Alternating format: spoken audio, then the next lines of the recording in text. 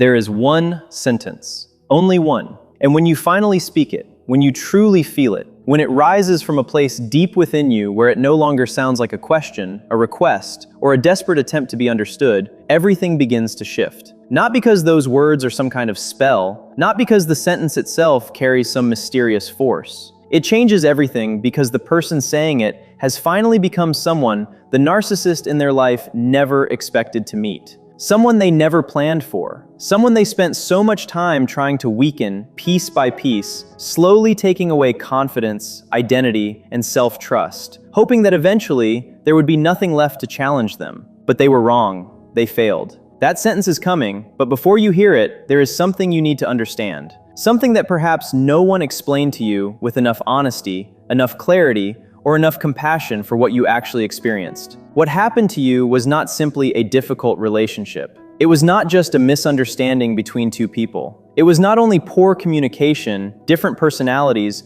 or a temporary struggle that could be solved if you both just tried harder. What happened to you was a gradual erosion of your confidence and your connection with yourself, created by someone who needed to feel powerful by making another person feel smaller. If those words created a feeling inside you, if a part of you suddenly recognized something you have struggled to explain, then keep listening, because this message may reveal something you needed to understand for a long time.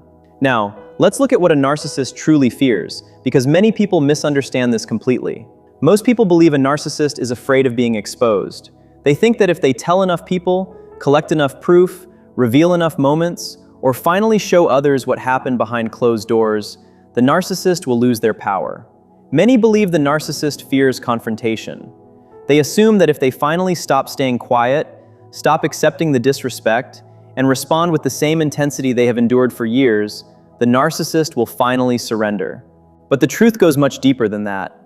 The people who have been affected the longest, the ones who have spent years trying to keep peace, trying to explain themselves, trying to become easier to love, often believe the narcissist's biggest fear is losing them. They start measuring their worth by how much the narcissist chases them, how strongly the narcissist reacts when they pull away, or how desperately the narcissist tries to regain control. But that is not the thing that truly shakes them. The deepest fear is not simply losing access to a person. The deepest fear is losing the ability to control how that person sees themselves. What unsettles a narcissist the most is encountering someone who no longer depends on them to decide what is real. Someone who no longer needs their approval to trust their own thoughts. Someone who has rebuilt their confidence so deeply, so firmly, and so completely that manipulation no longer finds a place to enter. This is the person they never expected you to become. Someone who can hear criticism without collapsing. Someone who can experience anger without immediately apologizing. Someone who can walk away from confusion without needing one final explanation. Someone who can stand in their own truth even when another person tries to rewrite the story. And this is where everything changes. Because a person who has reclaimed themselves becomes incredibly difficult to control. The old methods stop working. The guilt no longer creates the same reaction. The emotional pressure no longer produces the same fear. The chaos no longer pulls them back into the same cycle. Stay with this, because the sentence that comes next is not about revenge, proving a point, or making someone else suffer. It is about the moment you finally realize that your peace is worth more than your need to be understood by someone who never wanted to understand you. A narcissist is most threatened by someone who is truly, completely, and permanently finished. Not the kind of finish that comes from anger. Not the kind of finished that comes from temporary pain. Not the kind of finished where someone says they are leaving, but secretly hopes the other person will finally chase them. This is different. This is the kind of finished where a chapter ends and there is no need to keep rereading the same pages. The kind of finished where a door closes quietly and there is no desperate need to hear footsteps coming back. The kind of silence that is not emptiness, but strength. The presence of someone who has finally chosen themselves so deeply that the narcissist no longer has a place to control, influence, or define their identity. To understand why this kind of person creates such discomfort for a narcissist, you first have to understand what narcissistic behavior really looks like. And I do not mean the simple image many people have in their minds. The person who is obviously arrogant, constantly showing off, demanding attention, and trying to dominate every room they enter. Yes, some narcissistic people appear exactly like that. But many do not. Some are quiet, some are charming, some are caring, thoughtful, and incredibly attentive at the beginning. Some know exactly how to make you feel valued, chosen, and deeply understood, until suddenly that feeling disappears. Many present themselves as the person who has always been hurt, the person who has never been appreciated enough, the person who just needs someone to love them correctly. They may appear like the person you first trusted, the person you opened your heart to, the person you imagined building your future with. But what connects these different behaviors is a deeper pattern, an inability to truly recognize another person as a separate human being with their own emotions, needs, dreams, and boundaries. A person who exists beyond what they can provide. You are not seen as a complete individual. You are often viewed through the lens of what you offer, how you respond, and how well you support their emotional needs. And when you stop playing that role, when you stop giving them the reaction they expect, they do not always experience it as losing connection. They experience it as losing control. If a part of you feels uncomfortable hearing this because you are thinking, "But that cannot describe the person I loved," then ask yourself some important questions. When did they celebrate your achievements without finding a way to bring attention back to themselves? When did they sit with your sadness without making your pain about their own struggles? When did they hear your boundaries and respect them simply because they mattered to you? Not because they agreed, not because they understood every detail, but because they recognized that your feelings belong to you. These questions are not meant to create bitterness. They are meant to create awareness. Because seeing reality clearly is not being cruel. Seeing reality clearly is how you begin rebuilding the parts of yourself that were lost.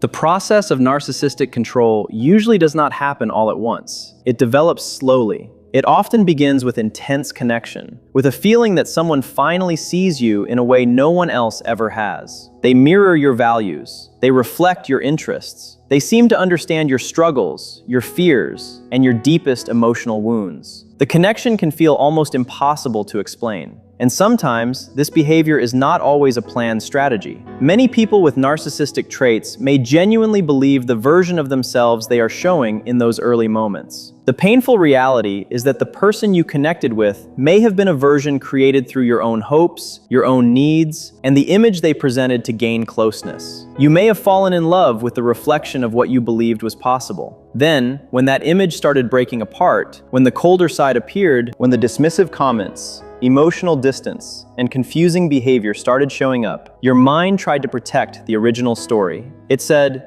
"This is not who they really are." It searched for explanations. Maybe they are stressed. Maybe they are afraid. Maybe they have old wounds. Maybe I did something wrong. And slowly, an internal battle began. A battle between what you were experiencing and what you were told was happening. Between what your emotions were warning you about and what your mind was trying to justify. Between the person you used to be and the person you were slowly becoming while trying to survive the relationship. This inner conflict is one of the strongest reasons people remain trapped in unhealthy cycles. The mind struggles when reality and belief do not match. The narcissist does not always need physical control, because confusion itself becomes a powerful tool. The constant changes between affection and rejection, closeness and distance, kindness and cruelty create emotional uncertainty. Your brain begins searching for patterns. Your nervous system begins waiting for the next shift. You analyze every conversation. You replay every argument. You wonder what you could have said differently. You adjust yourself, hoping to bring back the version of the relationship that existed in the beginning. But here is the painful truth about that chase. The version you are trying to recover may never return, because it was built on an image that could not be maintained forever. You have been trying to reach a moment that was never designed to last. You have been working to earn a place in a story where your peace was never supposed to be the priority. And this is why healing begins when you stop asking, "How do I get back what I lost?" and start asking, "Why did I have to lose myself to keep it?" Gaslighting is a word many people recognize, but few understand how deeply it can affect a person. The most damaging form is not always about one argument or one specific event. It is the slow process of making someone question their own perception, their own feelings, and their own understanding of reality. It happens when your experiences are repeatedly dismissed, rewritten, or minimized until you begin doubting the very things you once knew about yourself. You begin to feel like your own understanding of life is unreliable. You start believing your perspective is wrong, your emotions are excessive, your needs are unreasonable, your memories cannot be trusted, and your instincts are simply fear pretending to be wisdom. Your boundaries begin to feel like attacks against them. Your sadness becomes something they accuse you of using. Your anger becomes proof that something is wrong with you. Your pain becomes something they dismiss instead of something they try to understand. And slowly, over time, something very damaging happens. You begin giving away ownership of your own reality. You stop trusting your inner voice. You stop asking yourself what you truly think, what you genuinely feel, and what you actually need. Instead, your mind starts focusing on different questions. What will they think? How will they react? Will they approve? Will they be upset? What do I need to do to keep things calm? You start measuring yourself through their perspective instead of your own. But hear this clearly, you have not lost your mind. You have not become incapable. You have not suddenly become weak. You have been repeatedly conditioned to question the very part of yourself that was designed to guide and protect you. Your own thoughts, your own feelings, your own awareness. If you have experienced this, if you have walked through your own life feeling disconnected from yourself, if you have looked in the mirror and wondered when you became someone you no longer recognize, then you need to understand something important. That feeling is not your identity. That confusion is not who you are. That uncertainty was created through what you endured. And there is a difference between who you are and what happened to you. Do not miss that difference, because it is where your healing begins. There is a concept in psychology called trauma bonding, and it is one of the most misunderstood experiences in unhealthy relationships. Many people hear the words and assume it means someone is weak, foolish, or unable to make better choices. But that understanding is completely wrong. Trauma bonding is a powerful emotional and biological response created through repeated cycles of fear and relief, pain and comfort, rejection and affection. When a person experiences moments of deep hurt, followed by moments of kindness, connection, or reassurance, the brain can become attached to the pattern itself. The uncertainty creates a powerful emotional pull. The nervous system begins waiting for the next moment of safety after the next moment of distress. This bond is not created because someone lacks intelligence. It is not created because someone has no value. It happens because the human brain responds strongly to unpredictable emotional experiences. The attachment can become incredibly intense because the mind keeps searching for the return of the good moments. The research around these patterns shows that the bond is real. The emotional connection is real. The feelings you experienced were real, even if the other person was unable or unwilling to offer the same honesty, stability, and care that you were giving. This understanding matters because many people who have experienced narcissistic relationships carry a heavy burden of self-blame. They ask themselves painful questions. Why did I stay so long? Why did I return after being hurt? Why did I protect someone who continued causing me pain? Why did I keep hoping things would change? But the answer is not that there was something wrong with you. The answer is that your mind and body were responding to a powerful emotional pattern that was difficult to break. Understanding this does not mean excusing harmful behavior. It does not mean ignoring what happened. It means finally seeing yourself with compassion instead of judgment. It means recognizing that your struggle was not a sign of weakness. It was a human response to a deeply confusing situation. And once you understand that, you begin taking back the power that was slowly taken from you. It is the starting point. It is the first strong piece placed into the foundation you are creating between yourself and everything that once tried to make you forget who you were. Now we reach the moment of taking yourself back, because something happens after you have been through enough, after enough searching for answers, after enough nights sitting quietly with the truth, after enough moments where you finally stop running from what you already know. There comes a point, and it looks different for every person, when you stop trying to change them. You stop trying to convince them to understand your pain. You stop waiting for the apology, the accountability, or the moment where they finally admit what they did and show genuine regret. You stop chasing a conversation that may never give you the closure you deserve. Instead, something inside you changes. You stop needing them to validate your experience because you finally trust yourself. You stop asking them to confirm your reality because you have already found it. And when that moment arrives, the entire relationship dynamic begins to shift in a way the narcissist cannot easily handle. Because narcissistic control depends on something very specific. It depends on your emotional involvement. It depends on your reactions, your hope, your fear, your anger, your love, and your desire to finally make things right. As long as you are responding, even if your response is anger, even if it is tears, even if it is trying to defend yourself, the connection remains active. They still have access to your attention. They still have access to your emotional energy. Your reaction becomes evidence that they still hold importance in your world. And that importance is what they seek. It is the emotional fuel that keeps the cycle alive. It is why they may continue provoking, testing, or returning when you try to create distance. Not because they suddenly understand your value, not because they have transformed overnight, but because they notice that the emotional connection they relied on is still there. But when you truly stop reacting, not as a performance, not as a tactic, but because something inside you has genuinely changed, the entire pattern begins to collapse. You cannot control someone who no longer needs your approval. You cannot manipulate someone who no longer depends on your attention. You cannot hold power over someone who has stopped fearing the loss of you. The truth is, a narcissist's behavior is not a sign of real strength. The intimidation, the criticism, the manipulation, the superiority, and the constant need to control are not proof of confidence. They are often signs of protection. They are the exhausting effort of maintaining an image that hides deep insecurity and emotional emptiness. This does not excuse the damage they cause. It does not mean you should accept harmful behavior. It does not mean you owe them another chance because you understand their struggles. But it does reveal something important. The person who wounded you was not operating from a place of true inner power. They were often reacting from fear. The anger was connected to fear. The coldness was connected to fear. The silence was connected to fear. The charm was connected to fear. The different versions they showed were often ways to avoid facing the parts of themselves they could not accept. And you, with your compassion, your patience, your ability to see the good in people, entered that situation with an open heart. You offered something many people spend their entire lives searching for. You offered genuine acceptance. You offered the chance to be seen completely, imperfections included, but they could not receive it. Not because you failed, not because you loved incorrectly, not because you were not valuable enough. They could not receive it because they were not emotionally prepared to hold something that real. Understanding this is not about feeling sorry for them. It is about freeing yourself from constantly searching for your own mistake. It allows you to stop asking, "What did I do wrong?" It allows you to stop viewing yourself through the distorted perspective of someone who is unable to truly see you. You can finally pick up the broken pieces of your confidence